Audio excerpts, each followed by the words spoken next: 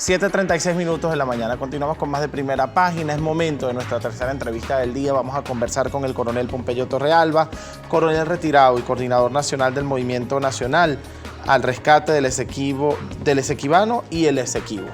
Afortunadamente podemos contar con usted de nuevo en nuestro programa. Además, sabemos del trabajo arduo que ha hecho en el tema a lo largo del tiempo, sobre todo en investigación, estudio y de un trabajo práctico interesante que han manejado en este contenido. Yo me he afanado en este programa en tratar el tema del Esequibo y creo que en virtud de lo que está ocurriendo en el país, ayer se habló del Esequibo nuevamente, y en virtud de lo que ocurrió en días pasados, en donde se intentó politizar el tema, porque de ambas partes, cuando se habla de intenciones políticas respecto al Esequibo o se vincula al Esequibo con un tema político, pudiera ser ofensivo para aquellos enamorados del tema y de la recuperación de nuestro territorio. La recuperación no, la reinserción o quizás confirmar que eso es nuestro, porque es nuestro definitivamente, pero es confirmar que es nuestro. ¿Qué opina usted sobre esto? Bienvenido a nuestro programa. ¿Cree que se está politizando el tema innecesariamente? Bueno, lo primero es darte las gracias para atender a esta nueva invitación que me hiciste. Te agradezco tu gentileza, pues ya esta televisora.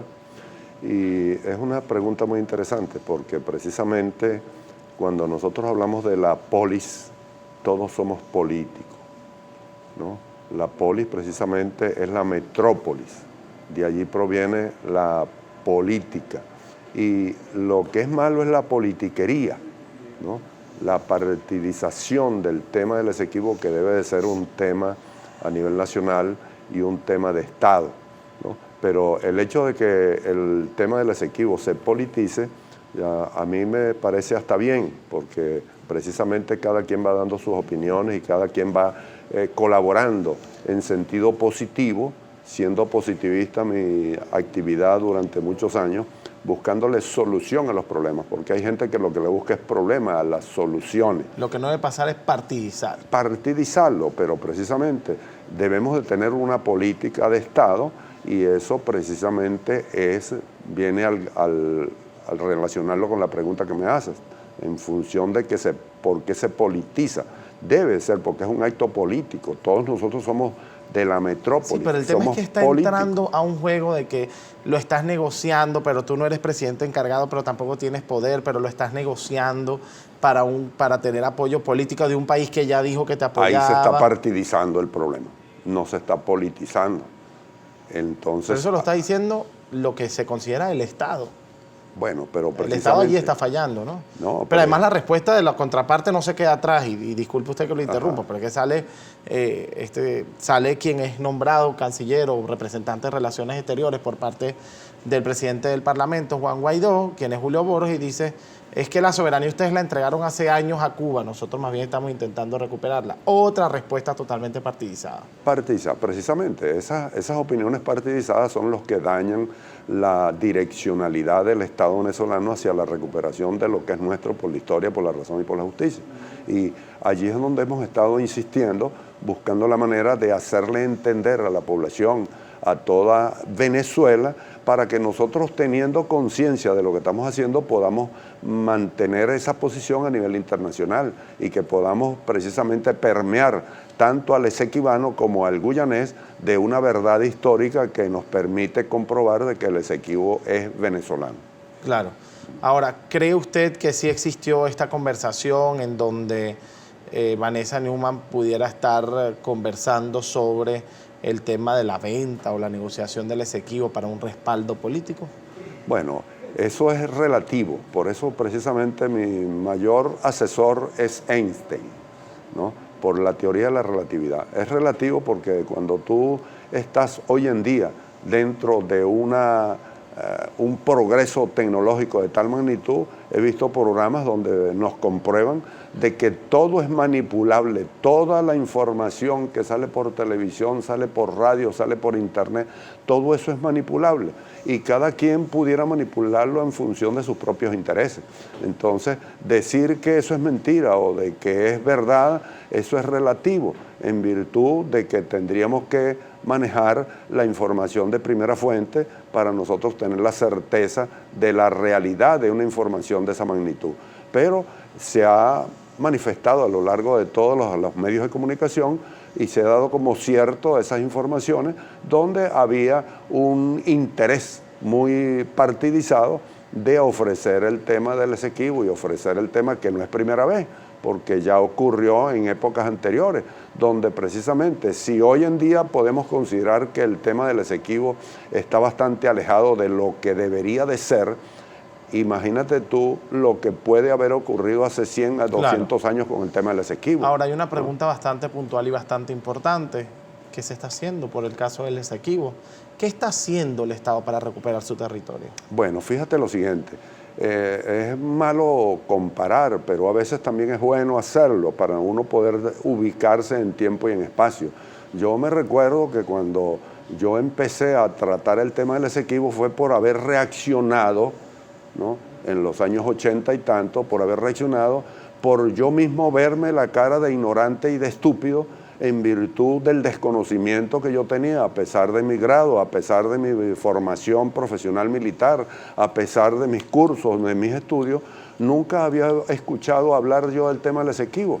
Y para el año 1986 yo me conseguía desnudo de la información del tema del Esequibo y me percaté que había un vacío intelectual en mi formación profesional y me dediqué a partir del 19 de junio de 1986 a dedicarme en cuerpo y alma al tema del Esequibo. Por eso yo hablo de tener metido dentro del tema del Esequibo unos 33 años, buscando libros, buscando información, recopilando, haciendo mi propia hemeroteca, que Pero me permitió tener... Hoy la realidad es distinta, ni siquiera aparecen los libros de geografía. No, al revés, hoy es que aparecen en los mapas. Precisamente el grave problema que tiene el ser humano... Familiares, primos, veo niños. Yo hice una encuesta personal, además, en una plaza de Caracas. Le pregunté a 100 personas si conocían la palabra Esequibo y solo 10 conocían la palabra Esequibo. Bueno, precisamente, esa es la principal labor que debe de tener un Estado, ¿no? Entonces, por eso, ¿qué está haciendo el Estado? Ahora, haz una proyección. ¿Qué podía, hoy en día, que inclusive a nivel de las Fuerzas Armadas hay un eslogan que fue tomado allí, el sol de Venezuela nace en el río Esequibo, que tú lo ves en la televisión, lo ves en la prensa, lo escuchas por... Misma Fuerza Armada que matraquea a los esequibanos cuando van a entrar a Venezuela. Bueno, la misma Fuerza Armada que les pide pasaporte de Venezuela, Guyana a los esequibanos para entrar a Venezuela. Bueno, eso es parte de la problemática que tenemos al tratar a un esequibano como si fuera extranjero en su propio país.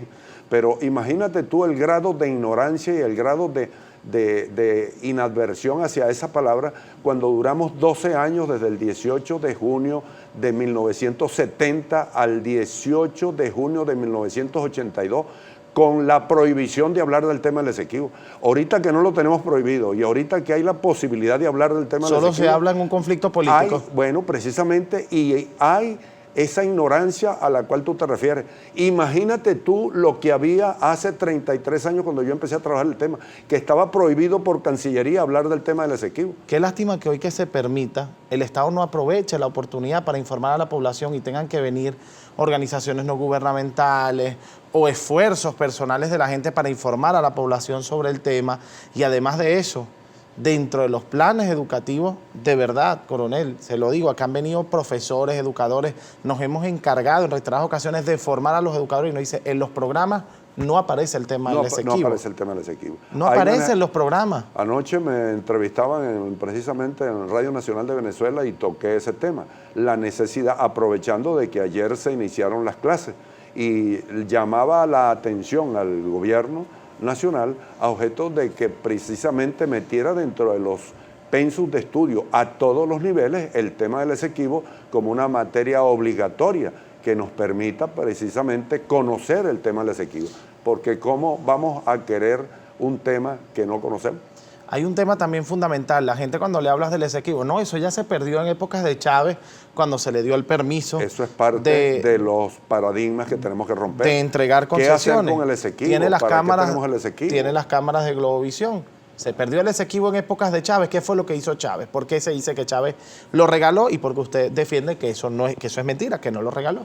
Bueno, precisamente hubo una tergiversación de una visita hecha por el presidente Chávez a Guyana, el día 19 y 20 de febrero del 2004. Y yo tuve la oportunidad de tener en mi mano el documento firmado por el presidente Chávez y el presidente Jacques Deo en Guyana, donde en ninguna circunstancia se estaba entregando el Esequibo. Y tuve la oportunidad, porque todavía tenía en imprenta, en edición, mi libro A un siglo del despojo, que tú lo conoces, donde precisamente le hice una modificación de diseño a mi libro y logré introducir las 4 páginas del contenido de ese documento firmado en Georgetown para el día 20 de febrero, y lo metí allí, y en ninguna circunstancia allí se está entregando el tema del ¿Qué Esequibo. se permitió? ¿Cuáles fueron las concesiones hacia Guyana por parte del presidente Chávez? La explicación que yo doy es la siguiente. ¿Y por qué lo hizo, además? Ajá. Si tú tuvieses, bueno, la tergiversación viene porque al descontextualizar una opinión que emitió el presidente Chávez en Georgetown, donde él explicó de que no se oponía a que hubiese un desarrollo adecuado en el Esequibo a objeto de beneficiar a los esequibanos, y eso se tergiversó informando al país de que el presidente había sido flexible con Guyana y le había permitido de que explotaran todo aquello allá. Eso generó una distorsión de la idea inicial que él explicó allí, pero en concreto, las palabras se las lleva el viento, pero lo que está escrito, escrito queda. Lo que quedó para la historia es precisamente el documento firmado que está publicado en mi libro, donde no hay ningún ceder en función de la propiedad. ¿Qué quiso decir Chávez? Bueno, lo que quiso decir Chávez era de que si tú tienes un familiar en una cárcel y resulta ser que tú tienes conocimiento de que el director de la cárcel va a mejorar la cárcel para que un familiar tuyo se beneficie en función de que está allí, tú no te puedes oponer a eso. El presidente, quien sea, que esté de presidente y que quiera al territorio Esequibo, lo primero que tiene que estar pendiente también es del bienestar de esos ciudadanos del Esequibo. Y justamente vamos a eso. Y precisamente allí fue donde hubo una tergiversación, porque por querer hacer una gracia hizo una morisqueta. ¿Por qué permitirle al otro que administre, que haga, que mejore el territorio, que mejore el espacio? ¿Por qué Chávez y Maduro no han penetrado el espacio, no han mejorado el espacio, no han administrado el espacio? Porque se tomó una isla, por ejemplo. ¿Qué se hace en esa isla? Se tomó la isla, no, eso fue en la isla de Anacoco, en función de un 12 de octubre. Recuperamos lo que es nuestro, yo no estoy criticando eso, afortunadamente recuperamos pero le pregunto, recuperamos lo que es nuestro, lo administramos durante tantos años, entre comillas, fue nuestro y es nuestro históricamente, pero ¿cuándo lo hemos administrado realmente? ¿Qué hicimos con la isla de Anacoco? ¿Por qué Chávez le dice a Guyana, bueno, mejórenlo, porque van a mejorar los esequibanos? ¿Por qué no lo mejoraste tú? ¿Por qué no trabajaste tú por el Esequibo? No, pero no se refería a la isla de Anacoco. No se refería al territorio.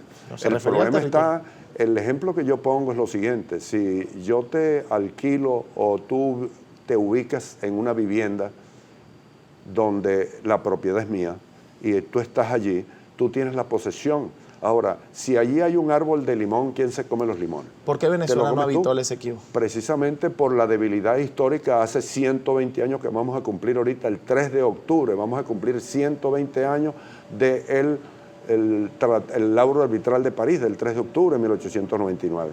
Y vamos a cumplir 120 años donde Inglaterra nos arrebató. Nosotros estábamos tan debilitados que cuando viene la revolución restauradora con el cabito Cipriano Castro desde San Cristóbal, cuando llega a Venezuela no había ni canciller ni teníamos presidente.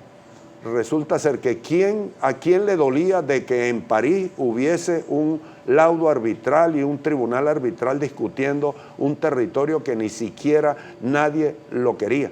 En aquel entonces resulta ser de que la debilidad política y militar y el social de Venezuela no permitió de que nadie se ocupara de ese territorio. ¿Considera que hay falta de voluntad por algunos sectores políticos del país en el caso del Esequibo? ¿Considera Claro que lo hay, porque precisamente pudiéramos estar haciendo mucho más. Yo no me conformo con las cosas que hace el gobierno, porque es poca cosa lo que se ha venido haciendo, y siempre lo he dicho. Para la reclamación siempre hemos estado prestos, pero la recuperación, ¿qué estamos haciendo para recuperar el territorio Esequibo? Es la gran pregunta. La respuesta debería darla el gobierno. ¿Qué hacer para recuperar el territorio Esequibo? Sin disparar un tiro, sin ir a una guerra, en el marco del Acuerdo de Ginebra, como lo dijeron ayer en toda la actividad que se realizó ayer y todas las noticias. Y que lo ha dicho la oposición también en reiteradas ocasiones, en todas sus alocuciones. En todas sus alocuciones, nos apegamos al Acuerdo de excepto Ginebra. en algunas otras donde por el contrario surgió la idea de que estaban diciendo lo contrario, de que querían cambiar el territorio Esequibo. Es otra versión. Así es, ¿no? Que no necesariamente que es no cierto. necesariamente podemos manejar eso como una realidad. ¿Y qué dice Pompeyo Torrealba? En 30 segundos ya tenemos la Bueno, musiquita. lo que yo digo es que debemos de hacer más por la recuperación y llevar adelante un proyecto que le presenté al presidente Chávez antes de morirse en el 2012. Él me pidió que le hiciera un proyecto para la recuperación del territorio Esequibo y ese proyecto no debe ser secreto. Claro. Venezuela debe estar abierta a decirle a los venezolanos, decirle a los esequibanos y decirle a los guyaneses y decirle al mundo que nosotros queremos recuperar el territorio Esequibo y que lo estamos haciendo. Vamos no a solamente reivindicar. Conformarnos con decirlo, sino hacerlo. Muchísimas gracias al coronel Pompeyo Torrealba por acompañarnos el día de hoy. Vamos a reivindicar nuestro territorio definitivamente. Como lo dice él en reiteradas ocasiones, es una novia a la que hay que enamorar y para enamorar a esa novia hay que enamorarla a ella directamente. Vamos a enamorar el territorio y vamos a recuperarlo. Nos vamos a un corte y volvemos con más.